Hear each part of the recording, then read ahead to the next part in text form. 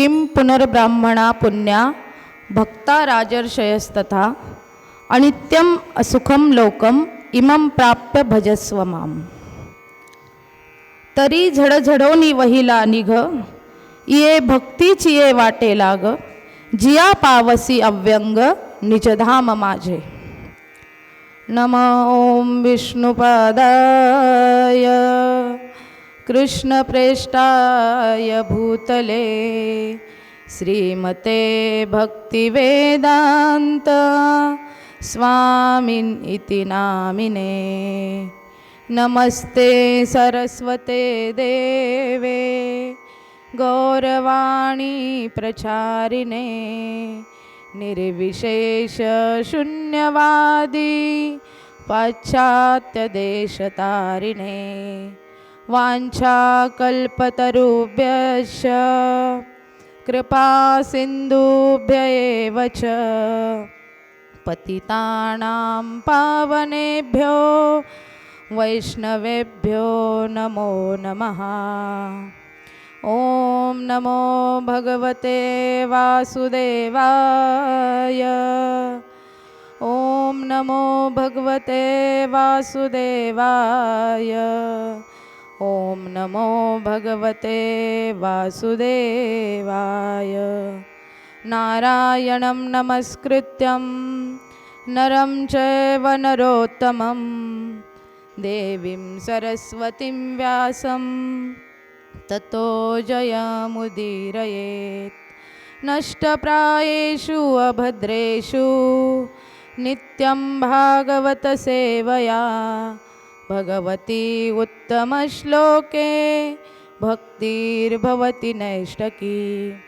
नमः पंकजनाभाय नमः पंकजमालिने नमः पंकजनेत्राय नमस्ते पंकजांग्रे. मुखं करोति वाचालं पंगुं लंघयते गिरिं यत्कृपातमहं वन्दे परमानन्दमाधवम्. ॐ अज्ञानतिमिरान्धस्य ज्ञानाञ्जनशलाकया चक्षुरुन्मीलितं येन तस्मै श्रीगुरवे नमः. वक्रतुण्डमहाकाय सूर्यकोटिसमप्रभा निर्विघ्नं कुरु मे देवं सर्वकारेषु सर्वदा. हरे कृष्णा कृष्णा कृष्णा हरे हरे हरे राम राम राम हरे हरे. हरे कृष्ण. जगद्गुरु संत तुकाराम महाराज यांच्या अनुग्रह दिनानिमित्त सुरू असलेला हा अखंड हरिनाम सप्ताह नामयज्ञ आणि या नामयज्ञातील आजचा 5वा दिवस. आजच्या या दिवसाची सेवा प्रवचनरूपी सेवा माझ्या वाट्याला आली हे मी माझं परमभाग्य समजते. खरंच आपणा सर्वांना द्यावेत तेवढे धन्यवाद थोडेच आहेत, कारण गेली 22 वर्ष अविरतपणे आपण ही सेवा करत आहात. आजच्या प्रवचनरूपी सेवेकरता निवडलेली ओवी विश्वमाऊली ज्ञानोबाराय यांनी भगवद्गीतेच्या 9व्या अध्यायातील 33व्या क्रमांकाचा श्लोक किं पुनर्ब्राह्मणा पुण्या भक्ता राजर्षयस्तथा अनित्यम असुखम लोकम इमं प्राप्य भजस्व माम या श्लोकाचं निरूपण करत असताना 516 क्रमांकाला ही ओवी घेतली आहे. तरी झडझडोनी वहिला निघ ये भक्तीची ये वाटे लाग, जिया पावसी अव्यंग निजधाम माझे. या ओवीच्या माध्यमातून विश्वमाऊली ज्ञानोबाराय आपल्याला उपदेश करतात की बाबा रे, जर तुला या मनुष्य जीवनाचे सार्थक करून घ्यायचे असेल किंवा या मनुष्य जन्माचं जर तुला पूर्णत्व प्राप्त करून घ्यायचं असेल तर काय कर, आपल्या अंतकरणातील विकार, वासना, कामना, अहंकार हे काय कर, सर्व झडकून दे आणि भक्तीच्या मार्गाला लाग. ज्या योगे काय होईल तर तू माझ्या निजधामाला प्राप्त होशील. सर्वच्या सर्व साधू संत आपल्याला सांगतात की भक्ती मार्गाचा स्वीकार करा. का बरं साधू संत आपल्याला सांगतात भक्ती मार्ग स्वीकारा म्हणून? भगवंताच्या प्राप्तीची अनेक साधनं आहेत, परंतु त्यातील सुलभ, सोपं आणि निश्चित साधन म्हणजे भक्ती मार्ग. जप, तप, अनुष्ठान अशी अनेक साधनं सांगितली गेली, परंतु सर्वसामान्य जीवाला ती शक्य होत नाहीत. म्हणून विश्वमाऊली ज्ञानोबाराय आपल्याला सांगतात की तू जप, तप, अनुष्ठान काही करू नको. फक्त काय कर, भगवंताचं नामस्मरण कर, नामचिंतन कर, हरिपाठ म्हण, कीर्तन कर, जेणेकरून येन केने प्रकारेनं भगवंताचं नाम आपल्या मुखात आलं पाहिजे. असं साधन सुलभ आणि सोपं आपण केलं पाहिजे. बघा, ही साधनं आपल्यापर्यंत पोचवत असताना या साधू संतांना किती यातना सहन कराव्या लागल्या, किती कष्ट, किती अवहेलना सोसाव्या लागल्या. ही ज्ञानेश्वरी आज आपल्याला कोणत्याही ग्रंथालयात गेलं तर सहज उपलब्ध होते, पण ज्यावेळी ही ज्ञानेश्वरी आपल्यापर्यंत पोचवावी असं माऊलींनी मनात आणलं, विचार केला, जेही त्यांच्या विरोधात लोक होते त्यांनी माऊलींना किती त्रास दिला, किती अवहेलना त्यांना सोसाव्या लागल्या. तसंच गाथेचा जर विचार केला आपण, गाथा आपल्याला आज सहज मिळते की नाही, परंतु ज्यावेळी ती गाथा इंद्रायणीच्या डोहात बुडवली गेली त्यावेळी ती पुन्हा प्राप्त करण्यासाठी जगद्गुरू तुकाराम महाराजांना 13 दिवस अन्न पाण्याविना अनुष्ठान करावं लागलं. अशी ही अनमोल साधनं आपल्यापर्यंत साधू संतांनी पोचवली, कारण त्यामागे त्यांचा दुसरा कुठलाही उद्देश नव्हता. फक्त काय, जगाच्या कल्याणा संतांच्या विभूती, देह कष्टविती परोपकारे. जनसामान्यांचं कल्याण कसं होईल, त्यांचा या कलियुगातून, या घोर कलियुगातून त्यांचा उद्धार कसा होईल, एवढं एकमेव कारण साधू संतांना पुरेसं होतं, ज्यामुळे त्यांनी आपल्यासाठी एवढे त्रास, एवढे कष्ट, एवढ्या अवहेलना सहन केल्या. याचं एक छोटंसं उदाहरण बघितलं आपण तर, ज्यावेळी शंतनू राजा होते ना, ते नास्तिकवादाचं अनुकरण करत होते, परंतु शंतनू राजांना नास्तिकवादातून बाहेर काढायचं होतं. आता यावर उपाय काय करावा, तर कुमारीन भट्ट म्हणून त्यांच्याकडे जे राजर्षी होते, त्या कुमारीन भट्टांनी शंतनू राजाला सर्व वेदांचं, सर्व शास्त्रांचं सार सांगितलं आणि त्यांचं मतपरिवर्तन केलं गेलं. नाहीतर शंतनू राजा नास्तिकवादाचे अनुयायी होते आणि मग त्यांचं मतपरिवर्तन केलं गेल्याच्या नंतर जे नास्तिकवादी लोक होते ते नाराज झाले. ते म्हणायला लागले की राजा आत्तापर्यंत आमच्या मताचं अनुकरण करत होते, परंतु आता राजांचं मतपरिवर्तन झालं.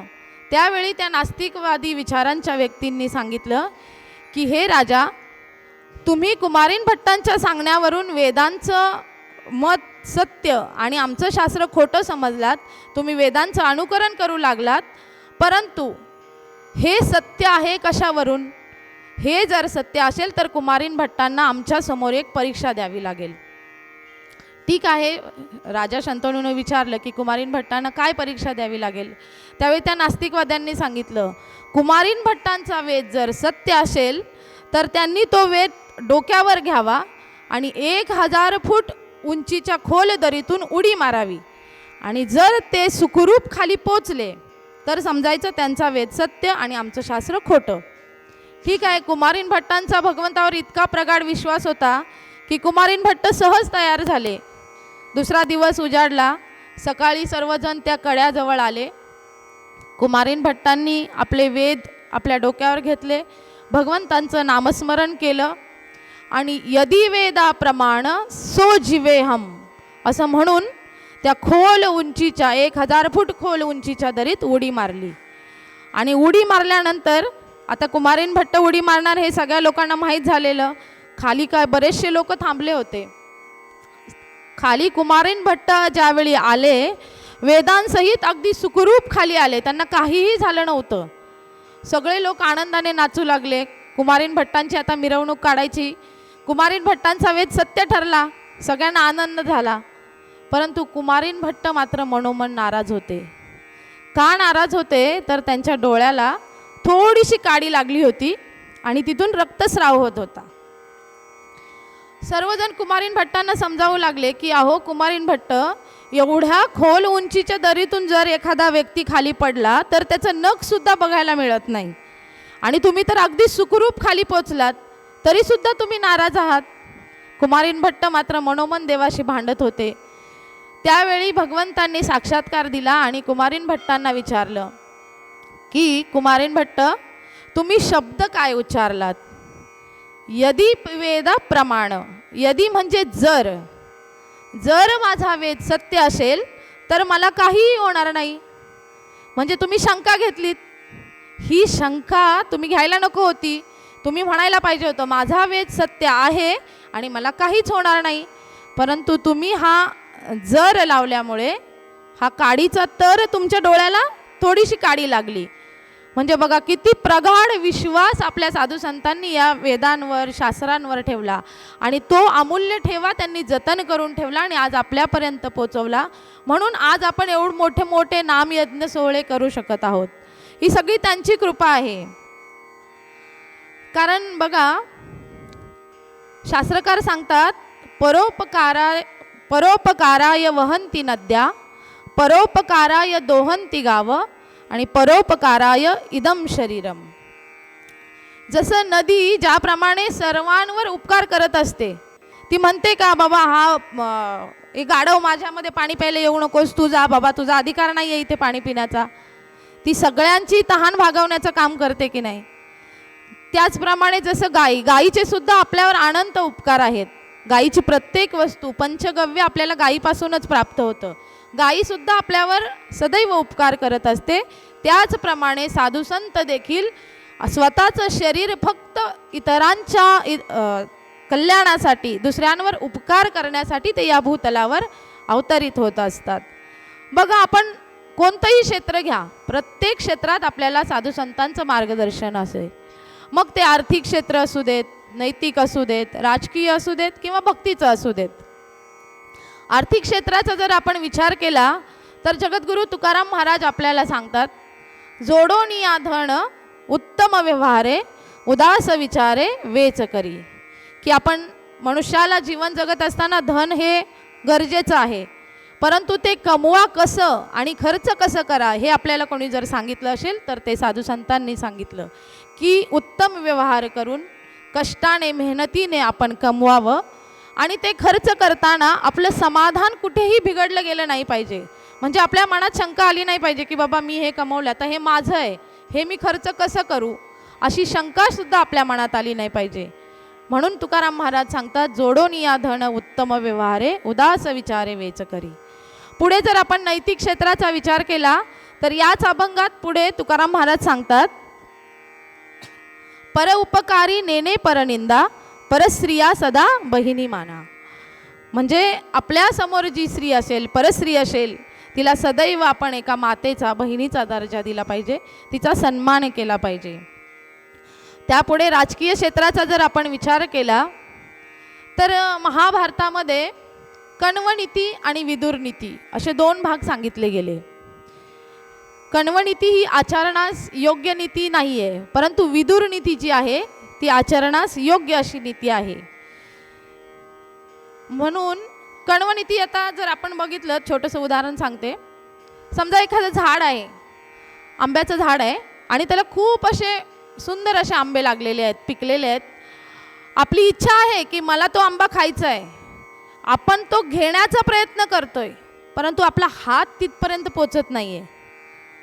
म्हणून आपल्याला काय करावं लागतं, मग आंब्याकडे केवळ बघून समाधान मानावं लागतं. हा प्रकार राजकारणामध्ये होतो की अनेक नेते आपल्याकडे येतात, आम्ही तुम्हाला हे देऊ, आम्ही तुमच्यासाठी हे करू, ते करू, ह्या सुविधा करून देऊ, परंतु प्रत्यक्षात त्याची अंमलबजावणी होत नाही. याला म्हणायचं कण्वनीती. आणि विदुरनीती, जी सगळे जे राजर्षी होऊन गेले, जे आदर्श राजे होऊन गेले, त्या सगळ्याच्या सगळ्या राजांनी विदुरनीतीचा अवलंब केला, आणि म्हणून ते सगळे राजे जगामध्ये आदर्श असे राजे ठरले गेले. प्रभू श्रीरामांचं उदाहरण घ्या. आजही आपण म्हणतो की नाही, झाले रामराज्य काय उणे आम्हासी. कारण का बरं आपल्याला रामराज्य आवडतं, का आपल्याला प्रभू श्री रामचंद्र आवडतात? कारण त्यांनी मार्गदर्शन स्वीकारलं होतं वशिष्ठांसारख्या ऋषींचं. त्यानंतर द्वापार युगात जर आपण बघितलं, ज्यावेळी अर्जुन सांगतो की मी हे युद्ध करणार नाही, मला संन्यास घ्यायचा आहे, हे सगळं करून मी काय करणार, काय कमवणार, मी त्यापेक्षा मी असा संन्यास घेतो, असा जर मी लढलो इतरांना मारलं तर मी पाप कमवणार आणि मला मोक्ष काही मिळणार नाही. त्यावेळी भगवंत अर्जुनाला सांगतात 3ऱ्या अध्यायात गीतेच्या की आपलं स्वतःचं कार्य करून मोक्षपदाला जाणारे राजा जनक राजांनी आपलं स्वकर्म करत मोक्षपदाची प्राप्ती केली, कारण त्यांना मार्गदर्शन लाभलं होतं अष्टावक्र ऋषींचं. त्यानंतर अलीकडे आपण जर बघितलं तर छत्रपती शिवाजी महाराज, आजही आपण चौकात जनता त्यांचे पुतळे उभे करून त्यांना मानाचा मुजरा करते. का करते? कारण त्यांना मार्गदर्शन लाभलं होतं समर्थ रामदास स्वामी आणि जगद्गुरु तुकोबारायासारख्या व्यक्तींचं. हे जगामध्ये आदर्श असे राजे ठरले गेले. पुढे जर आपण भक्तीच्या क्षेत्राचा विचार केला तर माऊली आपल्याला सांगते, तरी झडझडोनी वहिला निग, की बाबा रे, इथून मागे जे पण काही झालं असेल ते सर्व सोडून दे आणि काय कर, भक्तीच्या मार्गाला लाग. दुसरं काही करू नको, केवळ भगवंतांना शरण जा आणि भक्ती मार्गाचा अवलंब कर. कारण भक्तिपंथ बहु सोपा, नामसंकीर्तन साधन पै सोपे, जळतील पापे जन्मांतरीची. किंवा हरिपाठामध्ये माऊली सांगतात, जप तप कर्म हरिवी न धर्म, वाउगाची श्रम व्यर्थ जाय. पुढे नाथ महाराज सुद्धा आपल्याला सांगतात,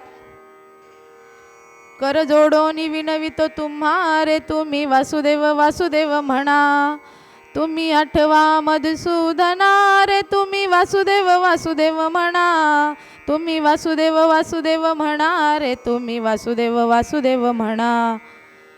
सगळेच्या सगळे संत जर आपण बघितलं तर आपल्याला केवळ आणि केवळ भक्ती मार्गाचा अवलंब करायला सांगतात. समर्थ रामदास स्वामी सुद्धा आपल्याला सांगतात, मना सज्जना भक्ती पंथेची जावे, तरी श्री हरी पाविजे तो स्वभावे.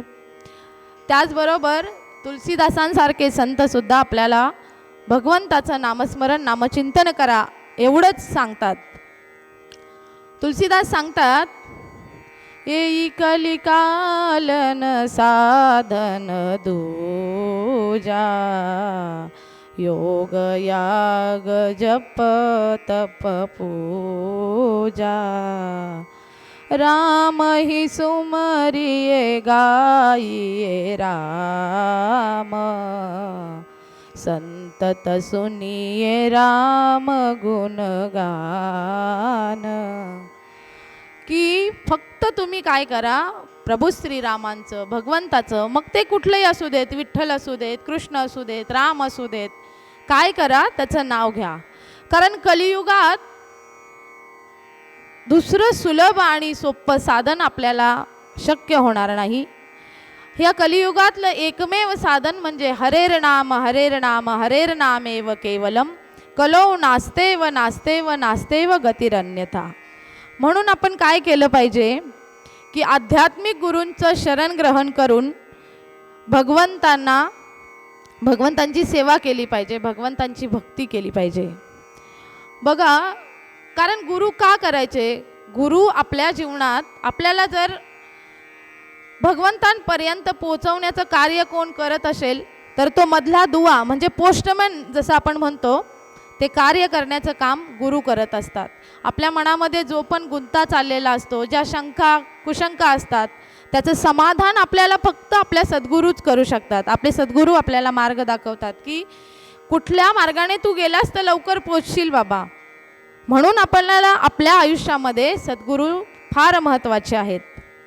एकदा संत कबीरदास जे आहेत, संत कबीरदास आपल्या नगरामध्ये असेच सहज भ्रमण करत होते आणि भ्रमण करता करता त्यांना दिसलं की एक बाई जात्यावर काय करत होती, दळण दळत होती. कबीरदास तिथे थांबले थोडा वेळ. कबीरदास थांबले, बघतायत बाई ते हातामध्ये दाणे घेते, जात्यात टाकते आणि दळते. दळल्याच्या नंतर त्या दाण्यांचं काय होतं, पीठ होऊन ते खाली पडत होतं. कबीरदास बघत होते बघता बघता ते मोठमोठ्याने रडू लागले. लोकांना कळे ना कबीरदासांना काय झालंय. कबीरदास रडायला लागले, मोठमोठ्याने रडतायत कबीरदास. त्यांना समजे ना. सगळे लोक चिंताक्रांत झाले, समजावतायत कबीरदास, अहो तुम्ही का रडताय, रडू नका तुम्ही. कबीरदास काही सांगत नाहीयेत. मग त्यातला एक माणूस म्हणाला की कबीरदासांच्या प्रश्नाचं उत्तर, कबीरदास तर काय आपल्याला सांगत नाही ते का रडतायत, मग आपल्याला ह्याचं उत्तर फक्त त्यांचे गुरु रामानंद, कबीरदासांचे गुरु रामानंद हेच आपल्याला त्याचं उत्तर देऊ शकतात. मग काय होतं, त्यातला एक माणूस पळत पळत जातो आणि रामानंदांना घेऊन येतो.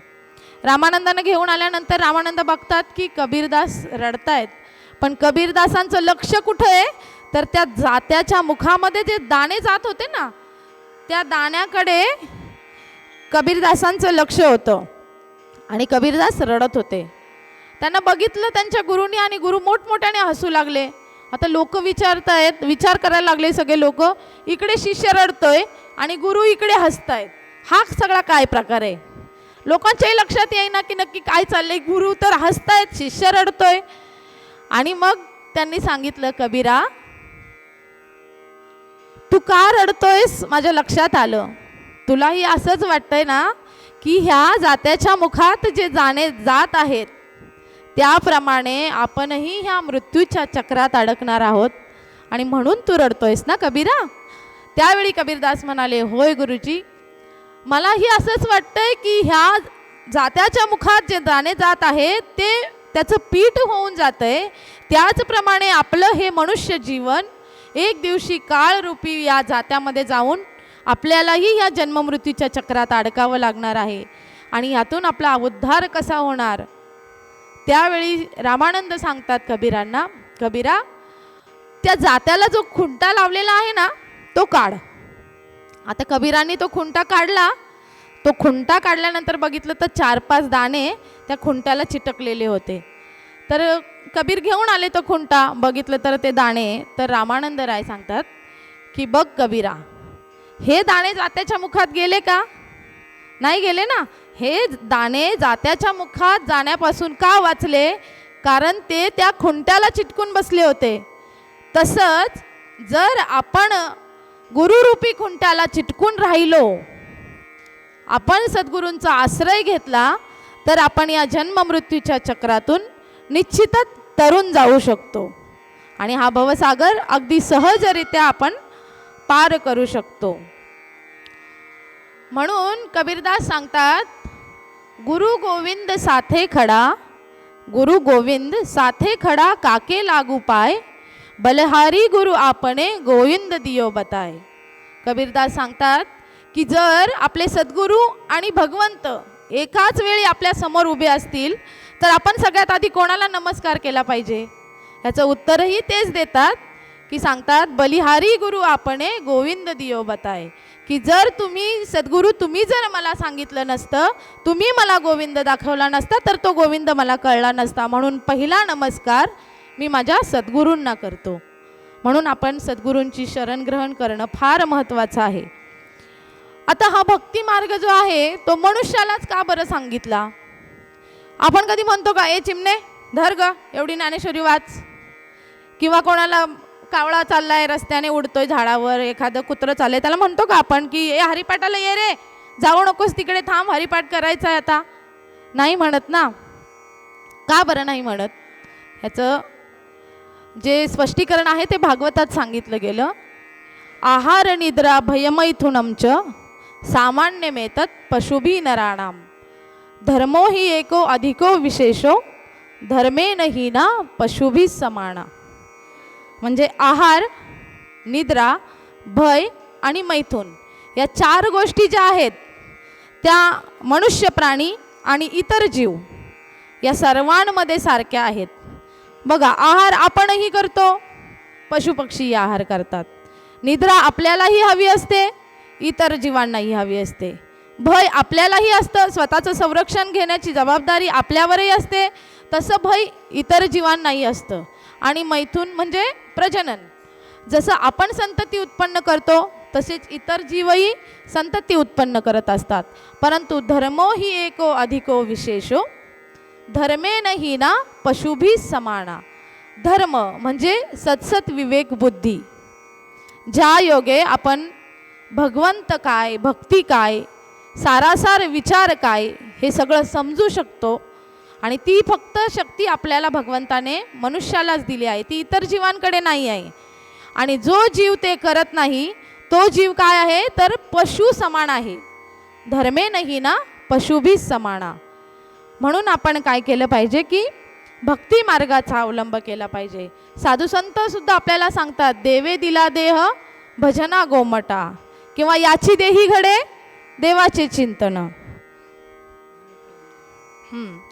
म्हणजे बघा आपल्या एकंदरीत जीवनाचं सार काय आहे तर जन्मलाभ परपुंसा अंते नारायण स्मृती. की हा जन्म तर आपल्याला मनुष्य जन्म आपल्याला मिळाला आहे, परंतु याचा शेवट कसा करायचा. तुकाराम महाराज म्हणतात ना, याजसाठी केला होता अट्टाहास, शेवटचा दिवस गोड व्हावा. म्हणून आपण ज्यावेळी भगवंताचं नामस्मरण आयुष्यभर करत राहू तेव्हा ते आपल्या बँकमध्ये डिपॉझिट होत जातं. आणि ज्यावेळी आपल्याला गरज असते, जसं आपण ATM मधून पैसे काढतो की नाही, आता आपल्याला गरज आहे तर पटकन बटणं दाबली, नंबर टाकला, पैसे आले. तसं आपण ज्यावेळी आयुष्यभर हे नामाचं धन जमा करून ठेवतो आपल्या बँकेत, त्यावेळी अंते नारायण स्मृती म्हणजे अंतकाळ ज्यावेळी आपला जवळ येतो त्यावेळी आपल्याला भगवंताचं नाम अगदी सहजरित्या आपल्या मुखात येतं. आणि काय होतं भगवंताचं नाम मुखात आलं म्हणजे नक्की काय होतं तर भगवंत भगवद्गीतेत सांगतात, अंतकाले च मामेव स्मरणमुक्त्वा कलेवरम य प्रयाती समद्भावम याती नास्तत्र संशय. की अंतकाळी ज्याच्या मुखामध्ये माझं नाम आलं त्याला हा जन्म मृत्यूचा फेरा 84 लक्ष योनी फेरा चुकला जातो. म्हणजेच पुनरपि जननम पुनरपि मरणम पुनरपि जननी जठरे शयनम इह संसारे खलदुस्तारे कृपया तारे पाहे मुरारे. म्हणजे हा पुनरपि जननम पुनरपि मरणम जो फेरा आहे तो आपला चुकला जातो. म्हणून आपण काय केलं पाहिजे तर भगवंताची भक्ती केली पाहिजे. आता भक्ती करायची म्हणजे नुसतीच करायची का, बाबा देवा माझी पोरं पास होऊ दे रे परीक्षेत, मी तुला 1 किलो पेढ्याचा नैवेद्य देतो, अशी भक्ती असावी का तर नाही. भागवतामध्ये भक्ती कशी करावी याचं खूप सुंदर असं विवेचन केलं गेलं आहे. की सवे पुंसा परो धर्मो यतो भक्तीर अदोक्षजे अहेतुकी अप्रतिहता ययात्मा सुप्रसिद्धती. कशी असावी भक्ती तर अहेतुकी, ज्यामध्ये कुठलाही हेतू नसावा, निस्वार्थ सेवा, केवळ आणि केवळ दास्यत्व स्वीकारून. अहेतुकी म्हणजे ज्यामध्ये आपला कुठलाही हेतू नसावा, आणि अप्रतिहता म्हणजे आपली कुठलीही कामना त्यामध्ये नसावी. की भगवंताला काहीतरी आपण लाच देऊन भक्ती करायची किंवा मला काहीतरी प्राप्त करायचं आहे म्हणून भगवंताचं नाव घ्यायचं, अशी भक्ती कधीच करू नये. भक्ती करायची जर असेल तर ती अहेतुकी अप्रतिहता जर आपण करू तर ययात्मा सुप्रसिद्धती, ती भक्ती आपली फळाला जाते आणि आपल्याला काय होतं भगवंतांची प्राप्ती होते. आता भक्ती करणाऱ्यांचे चार प्रकार सांगितले गेले. पहिला वर्ग जर आपण बघितला तर जन्माला आल्यापासून जो कधीच भक्ती करत नाही किंवा भगवंताचं नामच कधी घेत नाही. दुसरा वर्ग सांगितला जातो जो जन्माला आल्यापासून मरेपर्यंत केवळ आणि केवळ परमार्थच करतो.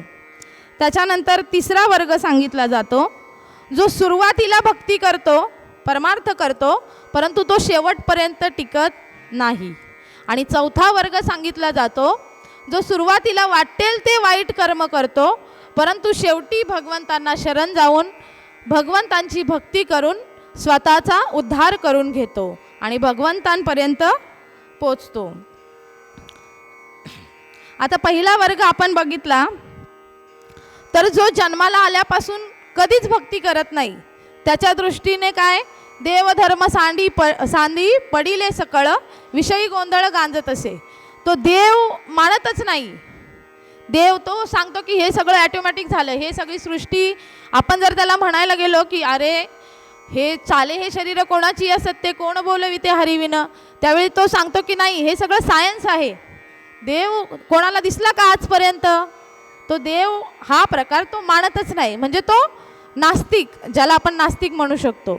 अशा माणसाला आपण कितीही सांगण्याचा प्रयत्न केला, कितीही समजावण्याचा प्रयत्न केला, तरी तो काही सुधरत नाही. उलट काय होतं, त्याचा राग अजून वाढला जातो. तो विचार करतो, आपण जर एखाद्याला म्हटलं की अरे बाबा माळ घाल, तर तो म्हणतो अहो काय महाराज, गेले 5 दिवस झाले मी हेच ऐकतोय, जो महाराज येतोय तो सांगतोय बाबा माळ घाल, बाबा माळ घाल, त्याच्यापेक्षा तुम्हीच इकडे या, तुमचीच माळ तोडतो, दोघेही सारखेच, मलाही माळ नको आणि तुम्हालाही नको. म्हणजे अशी लोक काय करतात, भगवंतांना मानत नाही. त्यांची श्रद्धा, विश्वास, भाव, निष्ठा काहीही नसतं देवाबद्दल. देव हा प्रकारच त्यांच्या दृष्टीने व्यर्थ आहे. म्हणून नाथ महाराज सांगतात, क्रोधी अविश्वासी यासी बोध कैसा, व्यर्थ आपली वाचा शिनवू नये. अशा लोकांना आपण कितीही सांगा, ते लोक मानत तर नाहीच, उलट त्यांचा जो क्रोधाचा भाव आहे तो वाढत जातो. एकदा बघा, एका चिमणीने सुंदर असं घरटं बांधलं होतं आणि पावसाळ्याचे दिवस होते. चिमणी आपल्या घरट्यात छानपैकी बसली होती, परंतु त्याच झाडावर, ज्या झाडावर चिमणीने घरटं बांधलं होतं, त्या झाडावर एक माकड होतं.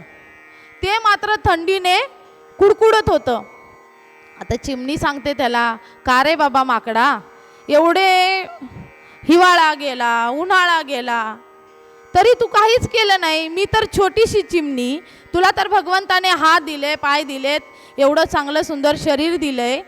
तू जर आत्तापर्यंत एखादं सुंदर असं घर स्वतःसाठी बनवलं असतं तर आज तू सुरक्षित असला असता, परंतु तू ते केलं नाही. मी तर छोटीशी चिमणी, तरीसुद्धा मी काडी जमवून माझं घरटं तयार केलं आणि मी आज त्या घरट्यामध्ये सुखरूप राहत आहे. आता माकड असते बोलून चालून, त्याने मग म्हणावं की नाही, खरंच बाई तू खूप चांगलं काम केलं. असं नाही, ते माकड गेलं, थांब चिमणे मला उपदेश करते काय, गेलं आणि स्वतःचं घर बांधायचं तर सोडलंच, पण तिने बिचारीने जे घरटं बांधलं होतं तेच तोडून टाकलं आणि फेकून दिलं. चल तूही सारखी आणि मीही सारखा. म्हणजे अशा लोकांना ज्यावेळी आपण भगवंताचं काहीतरी मार्गदर्शन करण्याचा प्रयत्न करतो, तर असे लोक त्या बाबतीत फार मागे असतात. म्हणजे शास्त्रकार सांगतात बघा की अशा लोकांना सांगणं म्हणजे भुजंगाणम पयपाणम केवलम विषवर्धनम. अशा लोकांना सांगणं म्हणजे एखाद्या सापाला दूध पाजून त्याचं विष वाढवण्यासारखं आहे. त्याला आपण कितीही दूध पाजलं तरी त्याच्यापासून अमृत मिळणार आहे का आपल्याला? नाही, तर त्याचं त्या विषामध्येच वृद्धी होणार आहे, त्याचं विष वाढणार आहे. म्हणून अशा लोकांना क्रोधी अविश्वासी यासी बोध कैसा, व्यर्थ आपुली वाचा शिनवू नये. अशा लोकांना कधीही मार्गदर्शन करण्याचा प्रयत्न करू नये, ज्यामुळे काय होतं, आपल्यालाच अपराध लागले जातात. त्याचं तर कल्याण होत नाहीच, उलट आपलं अधपतन होतं. म्हणून अशा लोकांपासून लांब राहिलेलं बरं. हा एक वर्ग सांगितला गेला की जो जन्माला आल्यापासून मरेपर्यंत केवळ आणि केवळ परमार्थच करतो आणि भगवंतांची भक्ती करतो, असा दुसरा वर्ग सांगितला गेला. सदा नामघोष करू हरी कथा, तेने सदा चित्ता समाधान, किंवा तेषां सततयुक्तानां भजतां प्रीतिपूर्वकं ददामी बुद्धियोगं तम येन माम उपयांती ते. किंवा भगवद्गीतेत खूप सारे श्लोक सांगितले बघा. सततम कीर्तयन्तो माम यतन्तस्य दृढव्रता नमस्तस्य माम भक्त्या नित्ययुक्ता उपासते. किंवा अनन्यश्चिंतयन्तो माम ये जना पर्युपासते तेषां नित्याभियुक्तानां योगक्षेम वहाम्यहम. किंवा अनन्यश्चेता सततम यो मां स्मरती नित्यशा. असे भरपूर श्लोक जे जन्माला आल्यापासून मरेपर्यंत केवळ आणि केवळ परमार्थ करतात अशा लोकांसाठी सांगितले गेले. त्यांची इंद्रियसुद्धा केवळ आणि केवळ भगवत चिंतनच करत असतात. त्यांनी आपल्या जी इंद्रिय आहेत त्यांनासुद्धा ती सवय लावलेली असते. घेई घेई माझे वाचे गोड नाम विठोबाचे, तुम्ही ऐका रे कान माझ्या विठोबाचे गुण, डोळे तुम्ही घ्या रे सुख पहा विठोबाचे मुख. किंवा अंबरीश महाराज आपल्याला सांगतात, सवे सवे पुंसा मन कृष्ण पदारविंदयो वाचांसी वैकुंठ गुणानुवर्णने करोर हरीर मंदिर मार्जनादिशी आणि श्रवणम चत्कार श्री भगवत कथोदयो, की सवे मन कृष्ण पदारविंदयो, आपलं मन जे आहे ते कृष्णाच्या पदारविंदावर म्हणजे भगवंतांच्या चरणावर समर्पित करावं. आपलं जे मुख आहे त्याने सतत भगवंतांचं चिंतन करावं, नामस्मरण करावं. आपले जे कान आहेत त्याने भगवंतांचं श्रवण करावं. आपले जे हात आहेत त्याने भगवंतांचं मंदिर मार्जन किंवा भगवंतांची सेवा करावी. अशा प्रकारे आपली सर्वच्या सर्व अवयव जे भगवत सेवेत लावतात असे लोक म्हणजे जन्माला आल्यापासून मरेपर्यंत केवळ आणि केवळ परमार्थ करत असतात. त्यांना इतर दुसरं काहीही पाहिजे नको असतं. न लगे मुक्ती धन संपदा, काही नको असतं त्यांना फक्त आणि फक्त भगवंताची सेवा पाहिजे असते. त्यानंतर तिसरा वर्ग सांगितला गेला की जो सुरुवातीला परमार्थ करतो परंतु तो शेवटपर्यंत टिकत नाही. आता एक बाबा होते जे पंढरपूरची वारी सदैव करत होते. आता ते थकल्यानंतर त्यांनी आपल्या मुलाला सांगितलं की बाबा आता तर माझं शरीर क्षीण झालं आहे, आता मी वारी तर करू शकत नाही, परंतु आपली ही जी परंपरा आहे ही तुला आता पुढे चालू ठेवायची आहे. ठीक आहे, वडिलांच्या म्हणण्याप्रमाणे मुलाने थोडे दिवस परंपरा चालू ठेवली, भगवंताची वारी करू लागला. परंतु कालांतराने काय झालं की त्याच्या संगतीमध्ये असे मित्र आले की त्याला त्यांनी वारीपासून परावृत्त केलं आणि ती वारी त्याची बंद झाली. म्हणजे त्याचा खुंटली ती वारी, चुकल्या वाऱ्या त्याच्या सगळ्या. सुरुवातीला त्यांनी वडिलांच्या सांगण्यानुसार खूप प्रामाणिक प्रयत्न केला भगवंताची वारी करण्याचा, परंतु काही मित्रांच्या संगतीमुळे ती वारी बंद झाली. का बरं असं झालं? 4 मित्रांच्या संगतीत आल्यामुळे किती मोठं नुकसान झालं बघा त्याची वारी बंद झाली की नाही. आज वर्षानुवर्ष जी परंपरा त्याची होती ती कुठेतरी खंडित झाली. म्हणून आपण संगती करताना नेहमी विचार केला पाहिजे की आपण कोणाची संगत करावी, कारण संगतीला आपल्या जीवनात फार महत्त्व आहे. एकदा एका राजाकडे 2 पोपट होते. काही दिवस त्याने ते सांभाळले पोपट. त्यानंतर राजाने विचार केला की आता खूप दिवस आपण सांभाळलेत, हे पोपट आपण कोणाला तरी देऊन टाकूयात. त्याने काय केलं, एक पोपट एका ब्राह्मणाला दिला आणि दुसरा पोपट जो होता तो एका खाटकाच्या घरामध्ये दिला. तर पोपट तर दिले का, थोडे दिवस गेल्याच्या नंतर राजाला वाटलं की आपण जे पोपट दिलेत ते कसे आहेत आपण एकदा बघून येऊया. असं म्हणून प्रधानाला घेऊन राजा त्या पोपटाला भेटण्यासाठी गेले असताना पहिलं घर लागलं खाटकाचं. आणि खाटकाने तो आपला पोपट जो नेला होता तो दारामध्ये पिंजऱ्यामध्ये टांगून ठेवला होता. राजा आणि प्रधान तिथे गेल्याबरोबर पोपटाने सुरुवात केली, पकडो, काटो, मारो. राजाला खूप राग आला की अरे ह्या पोपटाला मी एवढं सांभाळलं, एवढा जीव लावला आणि मला बघितल्यावर हा पोपट असं काय बोलतोय, काटो, मारो, पकडो. राजाला खूप राग आला. राजाने सांगितलं, प्रधानजी आत्ताच्या आत्ता ह्या पोपटाला मारून टाका, मला हा पोपट नाही पाहिजे, माझ्या दृष्टीसमोर हा पोपट नको आहे.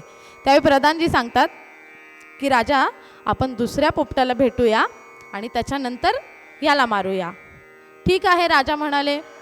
आणि त्याच्यानंतर हे लोक गेले पुढे गेल्यानंतर दुसरा पोपट होता तो ब्राह्मणाच्या घरामध्ये होता.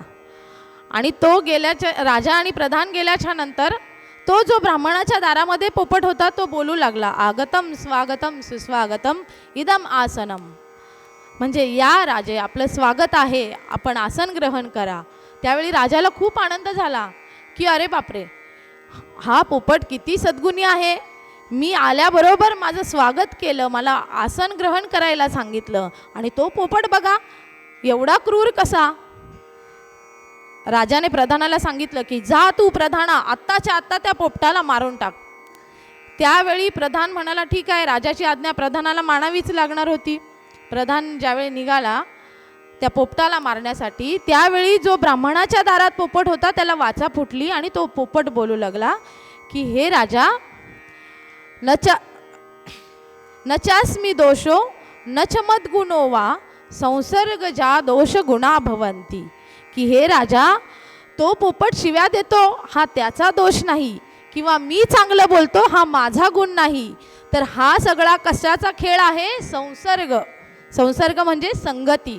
संसर्ग ज्या दोष गुणा भवंती, की आपण ज्याच्या संसर्गात येतो, ज्याच्या संगतीमध्ये येतो, त्याचा परिणाम, त्याचा प्रभाव आपल्या जीवनावर होत असतो. म्हणून आपल्या जीवनामध्ये संगती ही फार महत्त्वाची आहे. म्हणून आपल्याला साधू संत सगळेच्या सगळे ऋषीमुनी काय सांगतात? संतन के संग लाग रे तेरी अच्छी बनेगी, अच्छी बनेगी तेरी बिगड़ी बनेगी, राम चरण अनुराग रे तेरी अच्छी बनेगी. म्हणून आपण काय केलं पाहिजे? साधू संतांची शरण संगत ग्रहण केली पाहिजे, स्वीकारली पाहिजे, आणि दुष्ट प्रवृत्तीच्या संगतीचा त्याग केला पाहिजे. संगतीचं अजून एक चांगलं उदाहरण माऊलींनी आपल्याला दिलं आहे बघा ज्ञानेश्वरीमध्ये, की माऊली सांगतात आकाशातून पडणारा पाण्याचा थेंब, ज्यावेळी आकाशातून तो पडतो, तो जर गटारात पडला तर विकारी बनतो, तो जर अग्नीमध्ये पडला तर नामशेष होतो, तोच थेंब सापाच्या तोंडात पडला तर विष रूपाने बाहेर पडतो, आणि तोच जर पाण्याचा थेंब स्वाती नक्षत्रात शिंपल्यामध्ये पडला तर मोती होऊन बाहेर पडतो. म्हणजे त्या पाण्याला जशी संगती लाभते तसा त्याच्यावर त्याचा परिणाम होतो. म्हणून आपल्या जीवनात संगती ही फार महत्त्वाची आहे. आणि चौथा वर्ग सांगितला जातो की जो सुरुवातीला वाटेल ती वाईट कर्म करतो, परंतु शेवटी मात्र भगवंतांची शरण ग्रहण करून मोक्षपदाला प्राप्त होतो. आता ह्याचं उदाहरण बघायचं गेलं तर वाल्याकुळी रत्नाकर डाकू, ज्याचं नाव सुरुवातीला हवी तेवढी वाईट कर्म केली, कित्येक जीवांचा घात केला, कित्येकांना मारलं, कित्येकांना लुटलं, लुबाडलं, नको नको ती वाईट कर्म केली, परंतु शेवटी नारदासारख्या ऋषींचं मार्गदर्शन स्वीकारून मोक्षपदाची प्राप्ती करून घेतली. एवढं मोठं सामर्थ्य प्राप्त झाले की भगवंत पृथ्वी तलावर अवतरित होण्याआधी त्यांचं अवतार कार्य ज्या वाल्मिकी ऋषींनी लिहून ठेवलं ते म्हणजे वाल्याकुळी. म्हणजे बघा भगवंताच्या नामामध्ये किती ताकद आहे, परंतु समर्पण करण्याची भावना आपल्या अंतःकरणात तशी असली पाहिजे. परीक्षित राजाला सुद्धा अगदी 7 दिवसामध्ये मोक्षप्राप्ती झाली, ती केवळ भगवंताच्या नामाच्या जोरावर. त्याबरोबर खटवांग राजा, 1 तास उरला खटवांग राजाशी भाग्यदशा कशी प्राप्त झाली आपणा सर्वांना माहीतच आहे. खटवांग राजाला सुद्धा 1 तासामध्ये मोक्षप्राप्ती झाली, ती केवळ आणि केवळ भगवंताच्या नामाच्या जोरावर. म्हणून आपण काय केलं पाहिजे? भगवंतांच्या नामाचा आश्रय ग्रहण केला पाहिजे. आपल्या अंतःकरणात जे पण काही वाईट विचार झाले असतील, इथून मागे घडले असतील, माऊली म्हणून आपल्याला माऊली सांगतात की तरी झडझडो निवहिला निग, की इथून मागे जे काही झालं ते सोडून द्या. तरी झडझडो निवहिला निग, ये भक्तीची ये वाटेला ग, जिया पावसी अव्यंग निजधाम माझे. आणि म्हणून आपण सर्वांनी काय केलं पाहिजे? भगवंतांची शरण ग्रहण करून भक्ती मार्गाचा स्वीकार केला पाहिजे. झालेली सेवा माझ्या सद्गुरूंच्या आणि भगवंतांच्या चरणी समर्पित करते. हरे कृष्ण. पुंडलिक वरदे हरे विठ्ठल. श्री ज्ञानदेव तुकाराम पंढरीनाथ भगवान की जय. माऊली ज्ञानेश्वर महाराज की जय. जगद्गुरु तुकाराम महाराज की जय. शांति ब्रह्म एकनाथ महाराज. बोलो रे भाई सब संतन की जय.